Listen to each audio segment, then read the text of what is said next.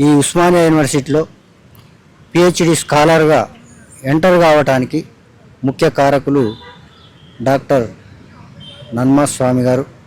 ఎందుకంటే నేను ఎన్సీసీ కాడ ఒక రూమ్లో వండుకుంటే ఆయనే అప్లికేషన్ ఫామ్ తెచ్చి నింపి సంతకాలు పెట్టి ఇక్కడ అప్లై చేసిండు. అంత గొప్ప వ్యక్తి. అంటే ఉపాధ్యాయుడు ఒక విద్యార్థిని వెతుక్కోవటంలో, విద్యార్థి ప్రతిభను గుర్తించడంలో సార్ గొప్పతనాన్ని నేను ఎప్పటికీ మర్చిపోలేను. ఎందుకంటే ఆయన కవి. ఇక్కడ మొదలు ఒక డిపార్ట్మెంట్లో కవి ఉంటే ఆ డిపార్ట్మెంట్కు చాలా అందమైన కళ ఉంటుంది. కానీ కవి కానివాడు, రాయలేనివాడు, ఉత్త ప్రసంగాలు ఇచ్చేవాడు, రాజకీయాలు చేసేవాడు, ఆ రాజకీయ పార్టీలకు తొత్తుగా మారిన వ్యక్తులే ఇక్కడ చెలాయిస్తూ ఉన్నారు యూనివర్సిటీలో, డిపార్ట్మెంట్లలో. ఎందుకంటే కవిని గౌరవించకుండా ఉత్త రాజకీయాలు మాట్లాడి ఏ పార్టీలైనా కానీ, ఈవెన్ మార్క్సిస్ట్ పార్టీ అయినా కూడా ఉట్టి కార్యకర్తగా పాంప్లెట్లు పంచేటోడు, పోస్టర్లు వేసేటోడు ఆడొచ్చి సాహిత్యాన్ని డామినేట్ చేస్తుంటాడు.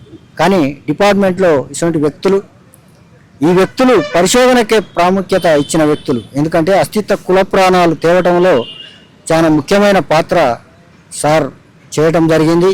ఎందుకంటే మనం చెప్పేది కాదు, సాకలి పురాణం కానీ, గౌడ పురాణం కానీ, జాంబ పురాణం కానీ, ఇక ప్రతి కులానికి మీకు అస్తిత్వ పురాణం ఉంది అనేది కర్ణాటక నుంచి ఇక్కడికి పట్టుకొచ్చి తాళపత్రాలు ప్రదర్శించి విప్లవ యూనివర్సిటీలో పెద్ద ప్రదర్శన కూడా చేయడం జరిగింది. కానీ ఏంటంటే ఈయన ఏ పార్టీకి సంబంధించిన వ్యక్తి కాదు. ఓ కమ్యూనిస్ట్గానో, బీజేపీగానో, కాంగ్రెస్ పార్టీ అయితే మాత్రం యూనివర్సిటీని అంతా వెళ్ళొచ్చు. కానీ ఏ పార్టీకి సంబంధం లేని వాడు ఇట్టనే ఉంటాడు. కానీ ఆయన అట్లా ఉండటమే మాకు ఆనందంగా ఉంది. చాలామంది పరిశోధకులు గొప్ప గొప్పలు ఈయన అక్కడ చేసిర్రు. కాబట్టి ఆయన పరిశోధనలు చదివి నేను ఇన్స్పైర్ అయినా.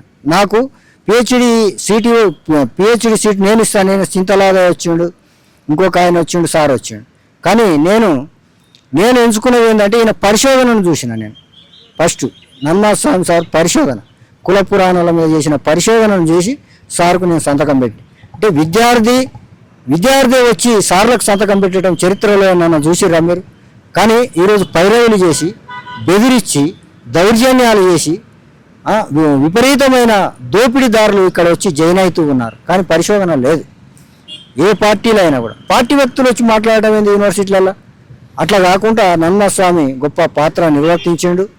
ఈ యూనివర్సిటీకే ఒక ఆదర్శవంతమైన ఉపాధ్యాయునిగా ఆయన ఏదైతే అనుకున్నాడో ఆ కుల పురాణాలకే అంకితమై, అవి ఇంకా ఈ మన గ్రంథాలయంలో చాలా ఉన్నాయి. ఆయన సేకరించిన పురాణాలు, ఆ పురాణాలు చదివితే మనం జీవితంలో బాగుపడతాం. నేను 10 ఏళ్ళు చదివిన, నాకు ఈ యూనివర్సిటీలో ఎంటర్ ఇచ్చి నన్ను ఆ పరిశోధన గ్రంథాలు చదివించడం జరిగింది. కానీ ఒకసారి ఒక బుక్ రాసిన టావు అని యూనివర్సిటీ మీద, అరే నీకు ఉద్యోగం ఏందిరా బాబు, చాలా మంది నువ్వు నిద్రపోకుండా చేస్తున్నావు, నీకు పిహెచ్డి ఏమొద్దు, నువ్వేమొద్దు, నువ్వు పుస్తకాలు రాయని ఒక హెచ్చరిక చేయటం జరిగింది.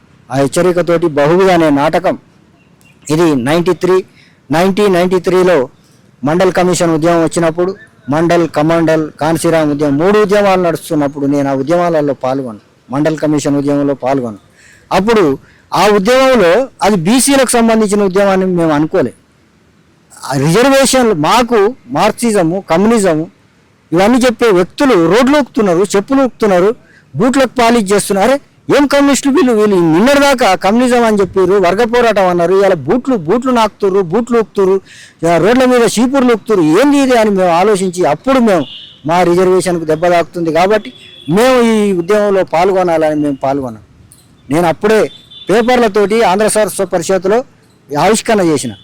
తర్వాత ఇంకో ప్రింట్ వచ్చింది, అది కన్నడంలో కూడా ట్రాన్స్లేషన్ అయింది. కానీ ఇప్పుడు ఎందుకు వేయవలసి వచ్చిందంటే, ఇప్పుడు మండల్ కమిషన్ ఉద్యమం ఇప్పుడు లేచింది, అసలైన ఉద్యమం.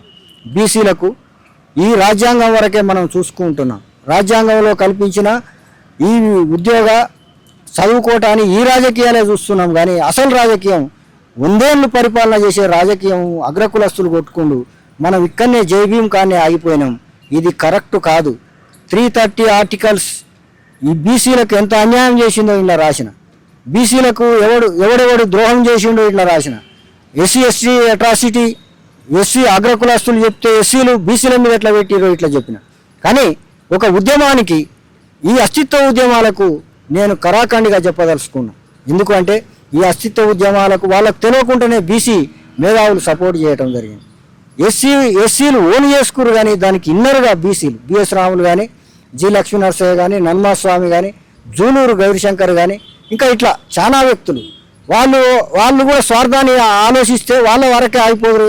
వెంటాడే కళాలు వెంటబడే కులాలు అని బుక్ తెచ్చినప్పుడు సారు దాని మీద చాలా వర్క్ చేసిండు, ఆవిష్కరణ చేయడం జరిగింది. అంటే ప్రజల వైపు ఉండాలి. ప్రజలు ఎవరనేది మీకు తెలియకుండా, ఈ దేశం మీకు అర్థం కాకుండా, ఈ దేశంలో చైనా రష్యా సాంస్కృతిక విప్లవాల గురించి మీరు మాట్లాడుతూ ఉన్నారు కదా. ఈ దేశంలో సాంస్కృతిక విప్లవాలు లేవా? మా కులాలు మాకు సాంస్కృతిక విప్లవాలు కాదా? మీ కళ్ళు కనిపిస్తలేవా? గుడ్డి మార్క్సిస్ట్ మేధావులుగా ఆ డంపుల సాహిత్యాన్ని దిగుమతి చేసుకుంటా వాడు పక్క పైరవికాడు, పక్క బిజినెస్ మ్యాన్లు వాళ్ళు నలుపని సంస్థలు పెట్టి మా సాహిత్యాన్ని రాకుండా మీరు ఎన్ని రోజులు అడ్డుకుంటారో మేము చూస్తాం. కానీ మా భావాన్ని ఎవడు అడ్డం వచ్చినా మేము మిమ్మల్ని అడ్డుకొని తీరుతామని ఈ బహువిధలో మేము చెప్పడం జరిగింది. రేపు బీసీలు పార్లమెంట్లో 800 మంది ఎంపీలు ఉంటే ఓసీలు అగ్రకుల ఎంపీలు ఏం చేయగలుగుతారు? ఇప్పుడు తమిళనాడులో స్టాలిన్ ఉన్నాడు. స్టాలిన్ ఆయన పరిపాలన ఎట్లా జరుగుతుంది? మేము బీసీలు అధికారంలోకి వస్తే ఎస్సీలకు ఏం చేస్తారంటే మరి ఓసీలు వచ్చి ఏం చేసిరు? మరి మీరు ఎందుకు మాట్లాడరు? మీరు చేస్తున్న పోరాటాలు, మీరు చేస్తున్న విప్లవాలన్నీ అదే బ్రాహ్మణిజం వైపు పోతుంది, అదే అగ్రకులస్తుల వైపు. బీసీలకు ఎందుకు చేయరు? మీరు కమ్యూనిస్టులు ఇప్పటికైనా మీరు కళ్ళు తెరవండి. కమ్యూనిస్టు మార్క్సిస్టు మేము మేధావులు అనుకుంటారు కదా, మీరు అజ్ఞానులు. మీరు చెప్పకండి, మీ రాజకీయాలన్నీ ఆపండి, అందుకనే తెరజించండి అని బహుబిధలో నేను చెప్పడం జరిగింది. ఈ పుస్తకాన్ని మన పాఠకులు చాలామంది ఊరు దళితులు, అసలు మాకున్న పాఠకులు చాలామంది ఊరు మార్క్సిస్టులు. మా బుక్కులు చదవవలసిన అవసరమే లేదు. మాకు చాలామంది వేలాది మందిగా బీసీలు ఎస్సీ ఎస్టీలు మాకున్నారు. మేము కాబోయే రోజుల్లో మేముగా మా అస్తిత్వాలను కాపాడుకుంటాం. మా రచనలు మేము కొనసాగిస్తాం. దళిత బహుజన రాజకీయాలను మేమే నడుపుతాం. ఈ సాహిత్యం ద్వారానే మీకు పాడగడతామని చెప్తూ అగ్రకులస్తులను హెచ్చరిస్తూ, నేను వీళ్ళిద్దరిని ఎన్నుకోవటం ఎందుకు జరిగింది అంటే, సార్ మా గైడ్షిప్లో నేను పిహెచ్డి తీసేసి రాస్తే డిఆర్సీ మీటింగ్లో వాళ్ళు హేళన చేసిరు నన్ను. ఏంది గోసంగుల మీద ఏంది, బెగ్గర్స్ ఏంది అని. అరే మీరు కూర్చున్నది బీసీలు, ఉన్నది 2 బ్రాహ్మణ్స్, మీరు అట్లా అనడం ఎట్లా అని నేను అడిగితే దాన్ని నిర్లక్ష్యం చేస్తే నేను జిరాక్సులు తీసుకొచ్చి ఇచ్చిన, మీరు చదివి నాకు పిహెచ్డి ఇవ్వాలని నేను చెప్పడం జరిగింది. అయితే మీ గైడ్ తోటి సంతకం పెట్టమంటే నేను సార్ ఇంటికి పోయినా. నాకు అప్పటికే ఇక్కడ గొడవ అయింది, నా మీద కేసు పెడదామన్నారు. కేసు కాదు, వాని సంగతి మీకు తెలియదు, వాడు ఇటు నుంచి కాకపోతే కులం నుంచి వస్తాడు అని మళ్ళీ బెదిరియటం జరిగింది. సార్ ఇంటికి పోయి పేజీ మీద నేను సంతకం పెట్టించుకొచ్చాను. నా థీసిస్ మీరు చదివి నాకు పిహెచ్డి ఇవ్వాలి, చదవకుండా పిహెచ్డి దొంగ రాజకీయాలు చేసి డబ్బుల కోసం మీరు సంతకాలు చేసి దొంగ పిహెచ్డీలకు మీరు సంతకాలు చేసినన్ని రోజులు మీ మీద నేను యుద్ధం ప్రకటిస్తా, యూనివర్సిటీ చుట్టే నేను తిరుగుతానని చెప్తూ నేను ఈ పుస్తకాలు రాయటమే నా హక్కుగా నేను భావిస్తున్నాను. సార్కు కృతజ్ఞతలు. వంశీచందర్ సార్ ఒక ఫిలాసఫర్ ఆయన. యాక్చువల్గా ఆయన మొన్న ఆర్ట్స్ కాలేజీలో ప్రదర్శన పెట్టడం జరిగింది. అసలు మన చరిత్ర ఎట్లా వచ్చింది, బుద్ధిస్టు మీద పెట్టడం జరిగింది. అశోకుని కానించి బుద్ధిస్టు దాకా. అంటే నేను ఆయన దగ్గర తెలుసుకోయింది ఏంటంటే బౌద్ధం కూడా ఒక మతమే. ఆ మతాన్ని మనం ఎట్లా చూడాలి? ఆ శాంతి, మౌనం ఇవి రాజ్యాధికారం తెచ్చే దిశగా ఉంటాయా? మరి ఎన్నేళ్ళు మనం ఇట్లా నశించాలి? ఆయన దగ్గర నేను క్లాసు తీసుకోవాలనుకుంటున్నా. ఆయనకు నాకు దగ్గర గురువేమో అని నేను భావించి సార్ను కలవటం, సార్ ఒప్పుకోవటం. సార్ వంశీచంద్ సార్ చాలా సబ్జెక్ట్ ఉన్న వ్యక్తి. ఆ వ్యక్తులు మనకు పాఠ్యాంశాలుగా ఆయన చెప్తున్న క్లాసులుగా మనం వినాలి మన విద్యార్థులుగా.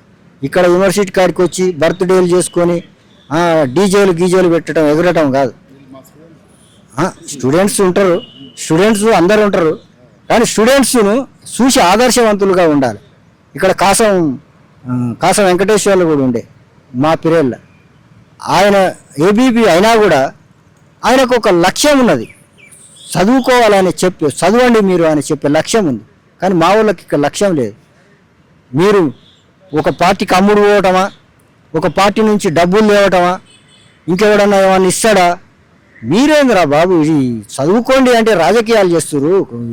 ఆర్ట్స్ కాలేజీ ముందుకు వచ్చి మీరు చేసే రాజకీయాలకు మీకు అర్హతే లేదు. మీరు ఏ నినాదాలు ఇచ్చినా మిమ్మల్ని బయట ఉట్టి దళారీ వ్యవస్థ ఇక్కడ ఉన్నది అని చెప్తున్నారు, నేను వింటున్నా. కాబట్టి ఇప్పటికైనా మీరు మేర్కొనండి. మనకు ఆదర్శవంతమైన గ్రంథాలయం ఉంది ఇక్కడ. ఆ గ్రంథాలయంలో ఒక 10 ఏళ్ళు చదవండి. మనం చదువుతోటే కదా మనం వచ్చేది. నేను ఇలా క్వశ్చన్ కూడా చేయటం జరిగింది. రాజ్యాంగంలో హక్కులు పొందుపరిచిర్రు కానీ అమలు చేయడానికి ఏమీ దీంట్లో చేయలేదు అంబేద్కర్ సార్ అని కూడా నేను చెప్తూ ఉన్నా. ఎందుకంటే రాజ్యాంగంలో ప్రతి వ్యక్తి వాడు ఒక రాజకీయ నాయకుడు ఎమ్మెల్యే అయి ఎంపీ అయి వాడు సత్యదాకా పదవిని అనుభవిస్తూ ఉన్నాడు. కానీ వాడిని కట్టడి చేసే ఒక లక్ష్యం లేదు. బీసీలకు తరగతులు అని పెట్టి, ఆయన క్యాస్ట్ కదా బీసీలు, తరగతులు అని పెట్టి వాళ్ళు ఓసీల వైపు నెట్టడం అది కరెక్ట్ కాదు. అది అప్పుడు ఉన్న రాజకీయ నాయకుల ఒత్తిడి కూడా ఉన్నదని నేను ఇలా పొందుపరచడం జరిగింది. దాన్ని మనం తెలుగు రాజ్యాంగాన్ని చదవండి. తెలుగు రాజ్యాంగం చదివితే మనకు అంబేద్కర్ అర్థమవుతాడు. అంబేద్కర్ ఆలోచన విధానం అర్థం కావాలంటే తెలుగు రాజ్యాంగమే చదవండి. ఇంగ్లీష్ అవసరం లేదు. ఆ ఇంగ్లీష్ అసలు గాంధీకి అంబేద్కర్కు పంచాయే లేదు. అసలు గాంధీ అంబేద్కర్ను ప్రధానమంత్రి చేయాలన్నాడు. కానీ అంబేద్కర్కు ఈ గాంధీకి పెద్ద పంచాయతీ చూపిస్తుంటారు మనోళ్ళు. అయితే అంటే రేటు వాళ్ళు కాదు కదా, రేటింగ్ ప్రసంగాలు ఎవరికి చెప్తారు? గాంధీ లేని స్వతంత్ర దేశం ఉన్నదా? మనం ఊకనే మాట్లాడితే ఎట్లుంటుంది? మనకు చాలా హక్కులు సాధించినాం. మందకృష్ణ మాదిగా ఏబిసిడి వర్గీకరణ చేసిండు. ఆయన లేనిది ఎక్కడిది అని అంటావా? ఆయన ఒక్కని కోసం కాదు కదా, 59 కులాలు, ఇంకో కులం వ్యతిరేకి 58 కులాల కోసం వచ్చింది కదా రాజ్యాంగం. ఆ రాజ్యాంగం కల్పించిన ఆ వాక్ స్వాతంత్రంతో కదా అవన్నీ మనం సాధించుకున్నాయి. కాబట్టి మనం ఏ దిశగా చేసినా ప్రజల వైపు, ప్రజల కోసం ఉండాలి.